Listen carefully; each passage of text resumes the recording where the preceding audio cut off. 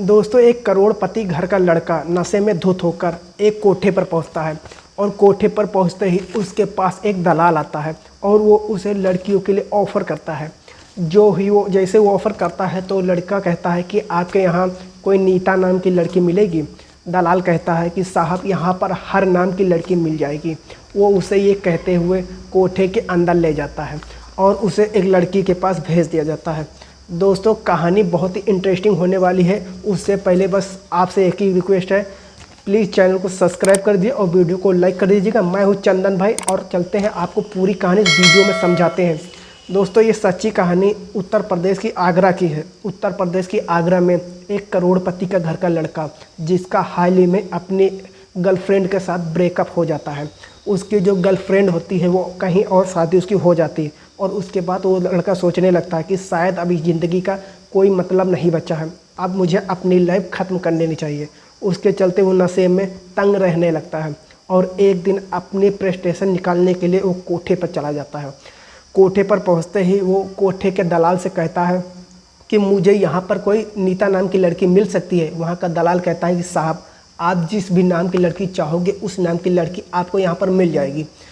ये कहते हुए वो दलाल उसे कोठे के अंदर ले जाता है और जो कोठे की मालकिन होती है, जिसका नाम बीना देवी होता है, उस मालकिन से वो 1200 रुपये देता है और उसे एक लड़की के पास कमरे में भेज दिया जाता है।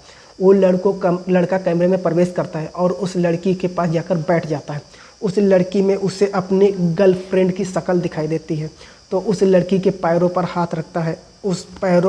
लड़की पैरों को पीछे खींच लेती और वो लड़का गुस्से में आ जाता है और उसे भला बुरा कहने लगता है। कहता है कि मुझे अब तुमसे कोई प्यार नहीं, तुमने मुझे कुछ छोड़ दिया, तुम्हें इसका कोई मलाल नहीं और मैं अपनी लाइफ में आगे बढ़ चुका हूँ। दोस्तों, जो नीता नाम होता है उस लड़की की गर्लफ्रेंड का नाम होता है। वो उस लड़की को अपने गर्लफ्रेंड समझ को बातें कर रहा होता है। लड़की उसकी बातें सुन रही होती है, कुछ भी नहीं कहती। ऐसे ही करीब 1 से 1.5 घंटा बीत जाता है। लड़का उसके साथ कोई गलत हरकत नहीं करता और उसके बाद वो वहाँ से उठकर जाने लगता है। दोस्तों, जो ही लड़का कमरे के दरवाजे तक पहुँचता है, लड़की उसे कहती है कि साहब, अभी तो 1 ही घंटा हुआ है। लड़का कहता है कि मैंने 2 घंटे के पूरे पैसे दिए हैं, अब मैं उन पैसे की वापसी नहीं लूँगी। लड़की कहती है कि साहब, आप अगर यहाँ से 2 घंटे से पहले चले गए तो मेरी मालकिन मुझे खाना नहीं देगी और मुझे भूखा ही रहना पड़ेगा।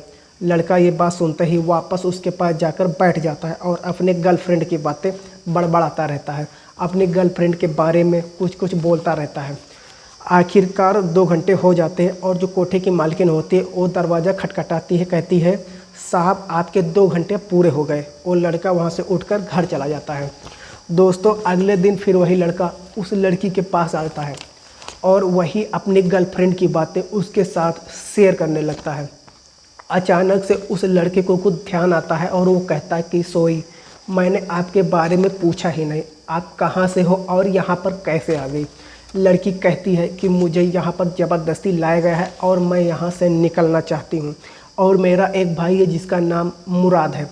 वो इतना ही बातें बोलती है। इतनी देर में ज़ोरों से जो कोठे की मालकिन होती है वो दरवाज़ा खटखटाने लगती है और कहती है, बाहर आओ, पुलिस की रेड पड़ चुकी है। वो लड़का जल्दी से दरवाज़ा खोलता है और जो कोठे की मालकिन होती है वो उस लड़की को पीछे के दरवाजे से बाहर निकाल देती है। पीछे के दरवाजे से निकालने के बाद और उस खुद भी वो लड़की के साथ कहीं भाग जाती है। दोस्तों, वो लड़का अपने घर पर होता है, उस लड़की के बारे में सोच रहा होता है कि वो लड़की मुझसे मदद मांग रही है, मैं उसकी मदद करूं तो कैसे करूं।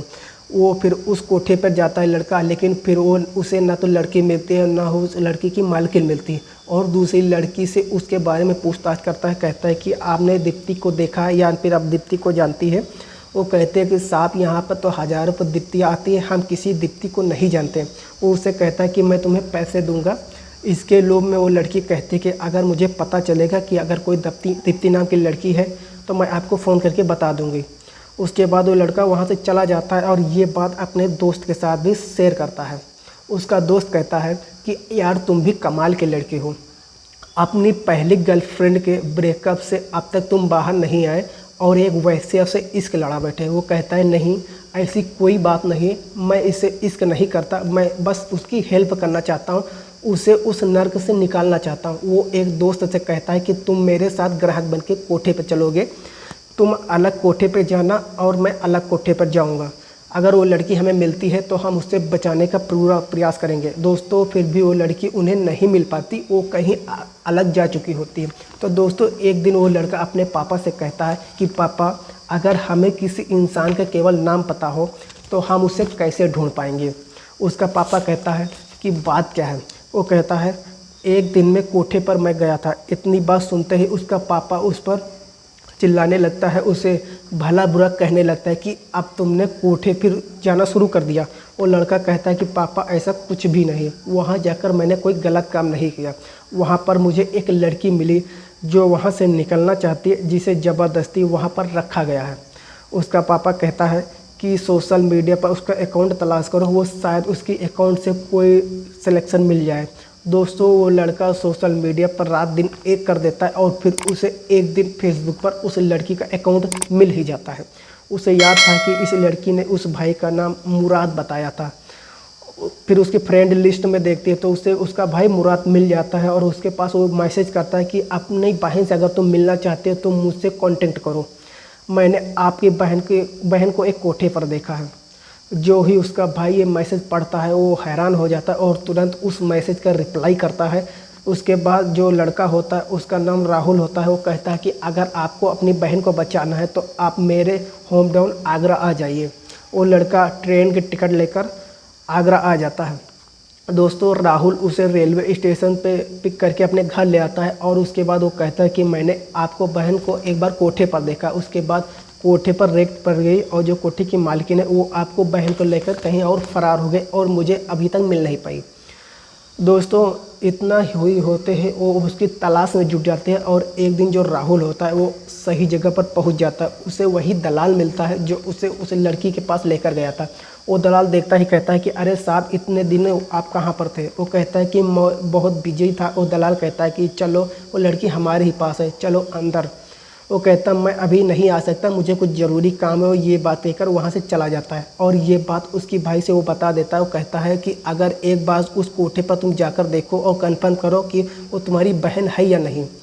लड़का कोठे पर चला जाता है और कोठे पर उस मालकिन का नाम बीना देवी होता है। उससे कहता है कि मुझे दीप्ति से मिलना है, क्योंकि जो लड़की होती है वो उसकी बहन होती है। उसका नाम उन कोठे वालों ने बदल कर दीप्ति कर दिया था। दोस्तों कहते हैं कि मुझे तुम्हें कैसे पता, तुम शायद यहाँ पहली बार आए। वो कहता है कि एक राहुल नाम के लड़के ने, जो मेरा दोस्त है, उसने बताया था कि यहाँ पर दीप्ति नाम की लड़की है जो बहुत अच्छी है। वो सुनते ही कहते हैं कि राहुल तो हमारा बहुत पुराना कस्टमर, वो उस लड़की से 1200 रुपये लेते, उसे उस लड़की के पास भेज देते हैं। लड़की अपने भाई को देखते ही रोने लगती है। उसका भाई उसे चुप कराता है। वो कहता है कि आवाज़ मत करो, नहीं तो इन्हें पता चल गया तो तुम फिर कभी नहीं मिल पाओगे। वो कहता है कि 1 या 2 दिन में हम आपको यहाँ से छुड़ा करके ले जाएंगे। लड़का वहाँ से चला जाता है और राहुल को कहता है कि मेरी वो बहन है। उसके बाद वो पुलिस के पास जाते हैं, पुलिस में FIR दर्ज कराते हैं और फिर पुलिस वाले एक NGO की हेल्प लेते हैं। उसकी हेल्प से वहाँ पर रेड करने के लिए तैयार हो जाते हैं। रेड करने से पहले दोस्तों वो उसी राहुल को उस कोठे पर भेजते हैं उस लड़की से मिलने के लिए। राहुल वहाँ पर चला जाता है। जो कोठे की मालकिन उसको देखकर खुश हो जाती है, काफ़ी दिनों बाद तुम यहाँ आए हो।